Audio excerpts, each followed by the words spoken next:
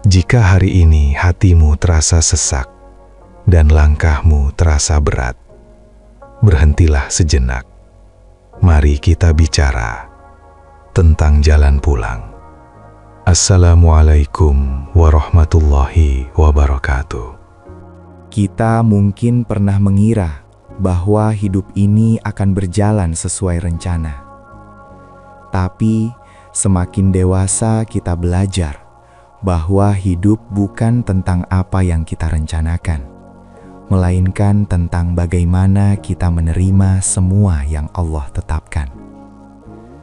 Dan untuk bisa menerima itu, kita butuh hati yang lapang.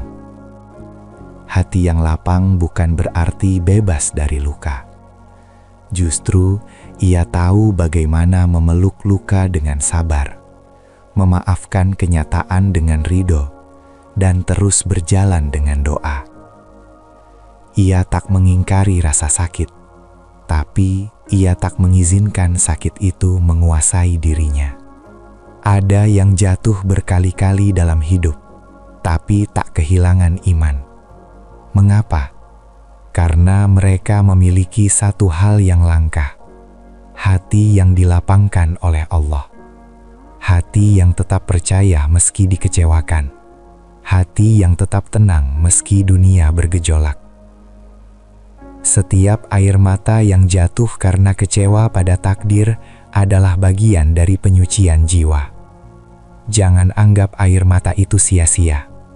Allah Maha melihat, Maha mendengar, dan Maha mengetahui isi hatimu.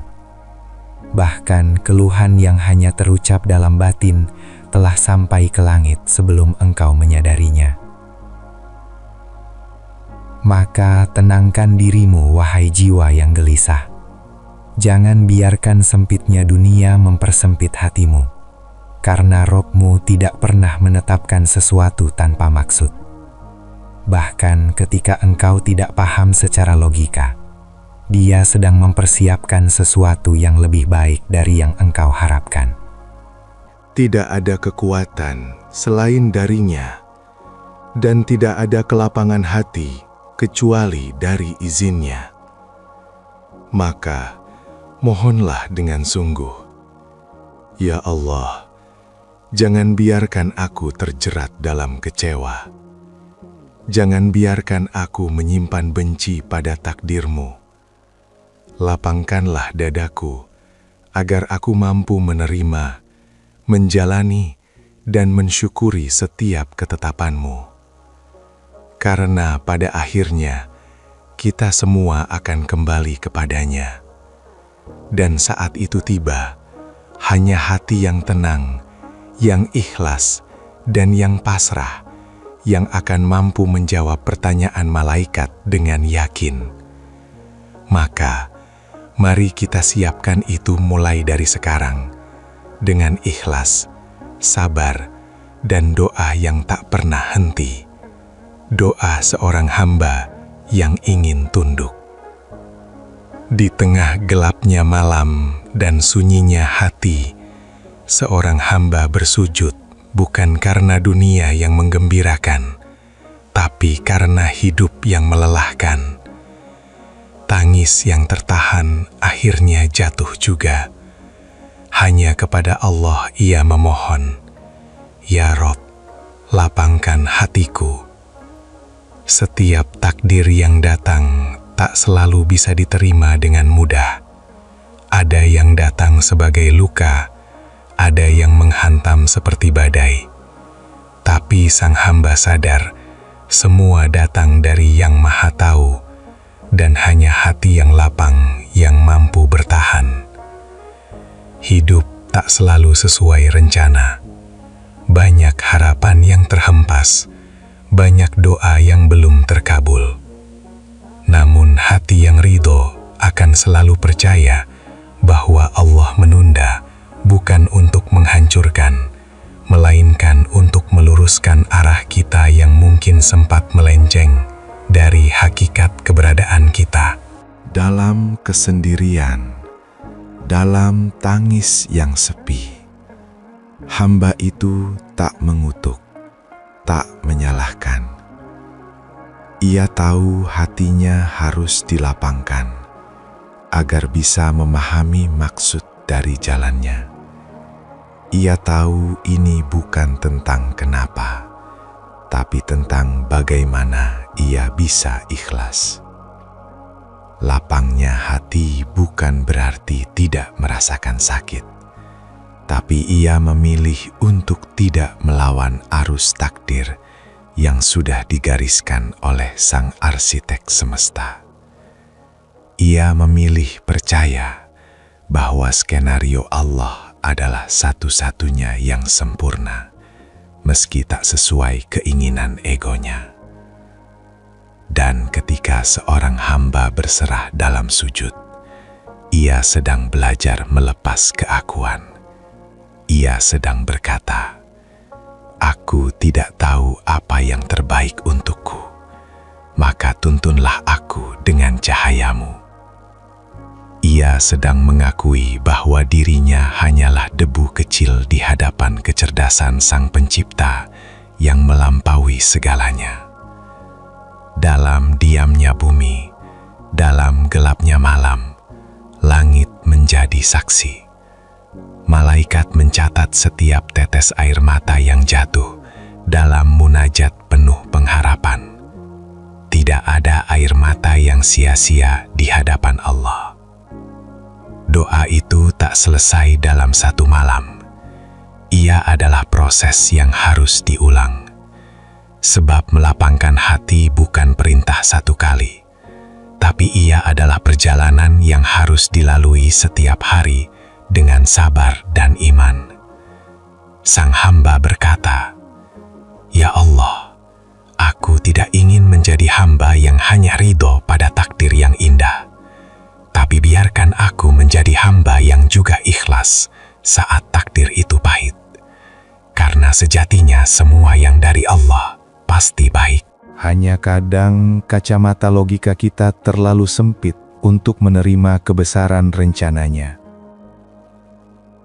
Ketika takdir tidak sejalan dengan harapan, tidak semua doa dijawab dengan ya, tidak semua rencana berjalan sebagaimana kita inginkan. Takdir terkadang membawa kita pada jalan yang asing, jauh dari harapan yang dulu kita panjatkan dengan air mata. Di sanalah iman diuji, di titik di mana logika tak bisa menjelaskan, dan hanya keyakinan kepada Allah yang bisa membuat langkah tetap berjalan tanpa keluhan, tanpa putus asa. Menerima takdir bukan berhenti berharap, tapi berarti membiarkan Allah memilih jalannya untuk kita. Karena kita tahu, Allah lebih mencintai kita daripada kita mencintai diri sendiri. Lihatlah para nabi, takdir mereka pun penuh ujian.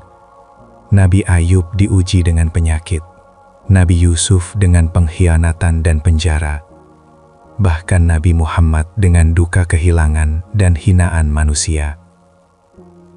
Penderitaan itu bukan untuk menyiksa, melainkan proses evolusi jiwa, agar mereka layak mendapatkan tempat tertinggi.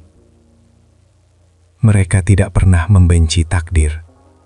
Justru dari takdir itulah Allah mengangkat derajat mereka. Maka mengapa kita harus mengeluh saat jalan hidup kita penuh rintangan?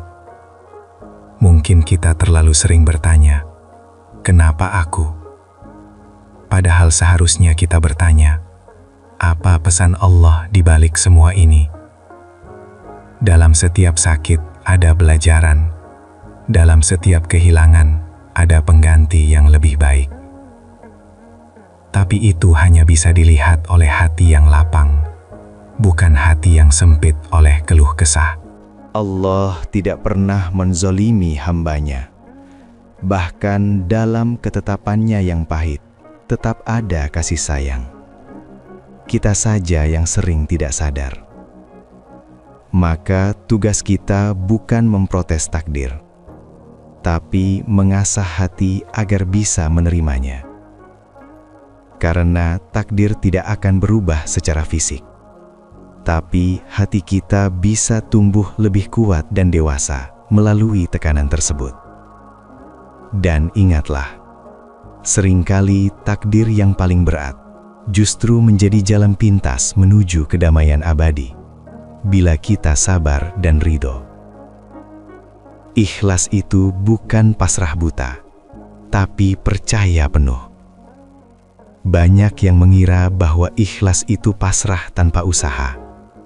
Padahal ikhlas adalah usaha yang disandarkan penuh pada kekuatan utama yang menggerakkan seluruh atom di alam semesta.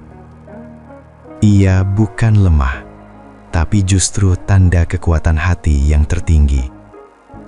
Hati yang ikhlas adalah hati yang mampu menerima meski tak mendapatkan, tetap bersyukur meski tak dipahami, tetap berbuat baik meski dibalas dengan luka. Ikhlas tidak butuh banyak kata. Ia hadir dalam diam, dalam sujud, dalam air mata yang hanya diketahui oleh Allah. Dan justru karena itu, ikhlas sangat dicintai olehnya. Saat seseorang ikhlas, maka takdir apapun terasa ringan. Bahkan yang dulu menyakitkan, kini menjadi pelajaran. Yang dulu penuh luka, kini menjadi bekal menuju kedewasaan iman. Allah tidak pernah meminta kita sempurna, tapi Dia meminta kita ikhlas. Sebab dalam ikhlas itulah cinta seorang hamba pada Robnya diuji. Rasulullah bersabda bahwa segala amal tergantung pada niatnya. Dan ikhlas adalah puncak dari niat yang paling murni. Melakukan semua karena Allah, bukan karena ekspektasi manusia. Maka siapa yang hatinya lapang, ia akan menjalani hidup tanpa beban.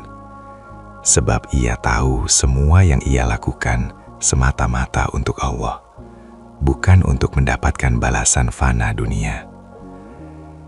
Tapi ikhlas tidak mudah. Ia harus dilatih dengan sabar, diuji dengan kehilangan, dan diperkuat dengan zikir dan tafakur. Maka ketika engkau merasa hatimu sempit, mohonlah pada Allah, "Ya Rob, ajarkan aku ikhlas. Ajarkan aku mencintaimu lebih dari mencintai hasil dari usahaku sendiri." Sebab jika Allah sudah menjadi tujuan, maka takdir apapun akan menjadi indah pada waktunya. Hati yang dilapangkan oleh zikir. Hati itu kecil secara fisik, tapi sangat luas secara beban. Ia bisa menampung cinta, duka, harapan, ketakutan, dan luka secara bersamaan.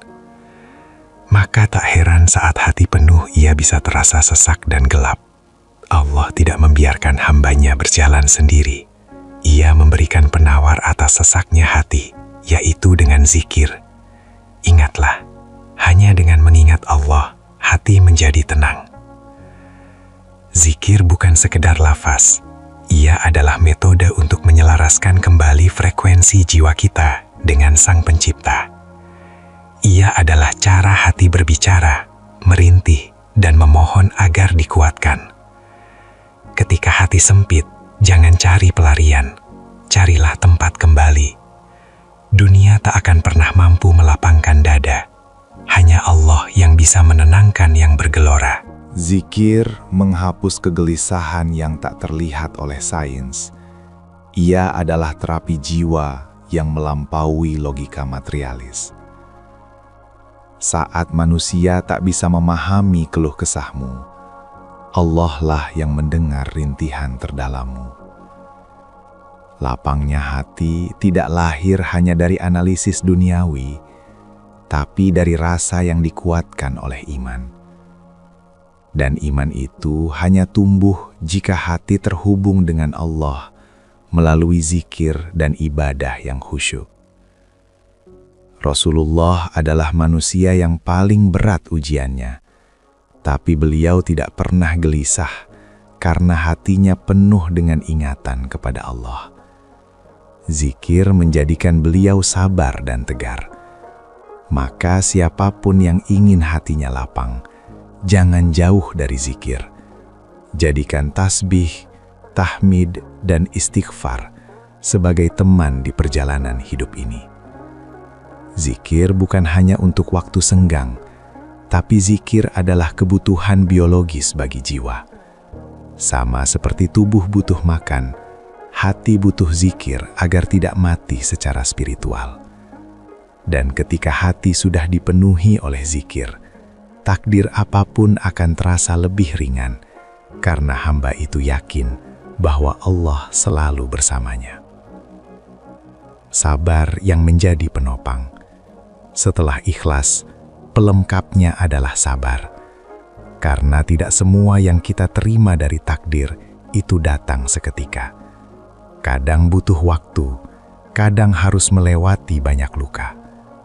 Sabar bukan berarti tidak boleh merasa sakit, tapi sabar adalah ketika kita tetap menjalani kehidupan dengan taat, meski sedang diuji seberat-beratnya. Dalam Al-Quran, Allah memuji orang-orang yang sabar dengan kalimat yang agung. Sesungguhnya Allah bersama orang-orang yang sabar. Kehadiran sabar dalam hati adalah tanda kedewasaan iman. Ia tidak meledak dalam marah, tidak hanyut dalam kecewa.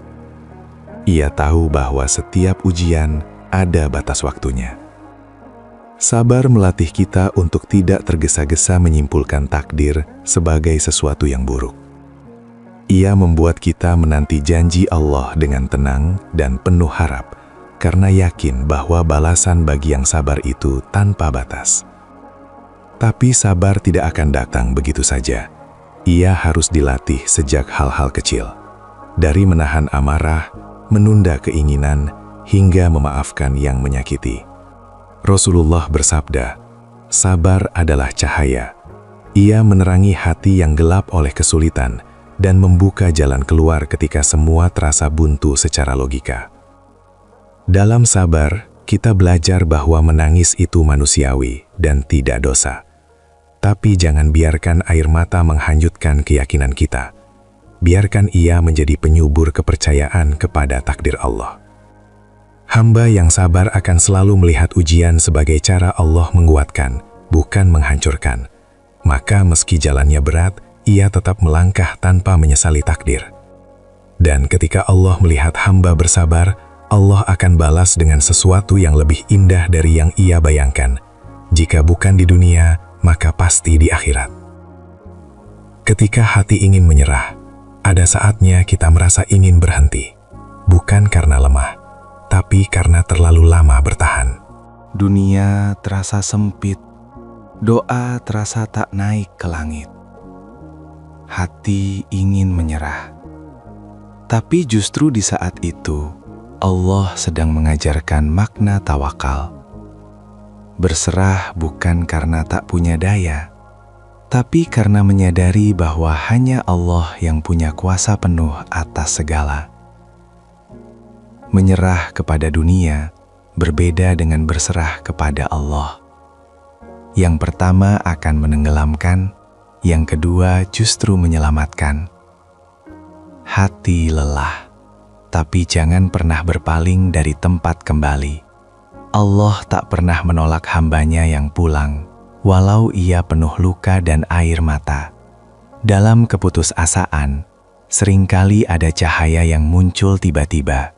Bukan dari luar, tapi dari dalam hati yang tetap percaya pada kebaikan Allah.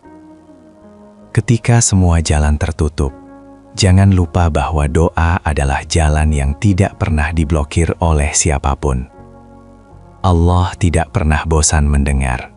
Kita saja yang sering berhenti meminta. Jangan jadikan perasaan sesaat sebagai ukuran kebenaran.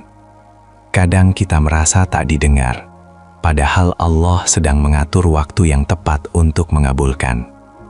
Maka meski terasa gelap, jangan biarkan hati berhenti berharap. Jangan padamkan cahaya doa. Karena bisa jadi, sedetik setelah engkau menyerah, Allah justru mengirimkan jawabannya. Saat ingin menyerah, ucapkan ini dalam hatimu. Ya Rob, jangan biarkan aku berpaling darimu. Jika engkau tak menolongku, kepada siapa lagi aku bisa bersandar? Dan ketahuilah, setiap hamba yang tetap bertahan dalam imannya, akan Allah lapangkan hatinya dan jadikan ujian itu jalan menuju kemenangan sejati. Ridha adalah puncak kepasrahan. Setelah sabar dan tawakal, ada satu sikap hati yang lebih tinggi, ridha. Ia bukan hanya menerima secara terpaksa, tapi mencintai apa yang Allah tetapkan, walau itu pahit. Ridha adalah ketika hati tidak lagi bertanya, "Mengapa?" tapi mulai berkata, "Karena ini dari Allah, pasti ada hikmah yang melampaui pemahamanku." Tidak mudah mencapai ridha, sebab ia adalah derajat tinggi yang butuh keyakinan kuat bahwa semua yang terjadi adalah bagian dari kasih sayang Allah. Orang yang ridha tidak akan iri pada takdir orang lain. Ia tahu masing-masing jiwa memiliki garis edar takdirnya masing-masing. Dalam ridha ada ketenangan luar biasa. Seperti air yang mengalir, ia mengikuti alur takdir tanpa memberontak, tapi tetap menjaga iman agar tak hanyut.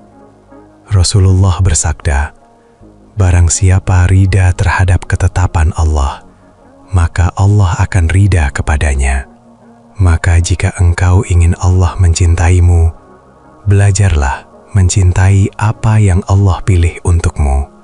Meski bukan pilihan egomu, tapi itu pilihan yang Maha mengetahui segalanya." Ridha bukan berarti diam tanpa usaha, tapi ia adalah usaha yang tidak dibarengi keluhan, perjuangan yang tidak disertai penyesalan.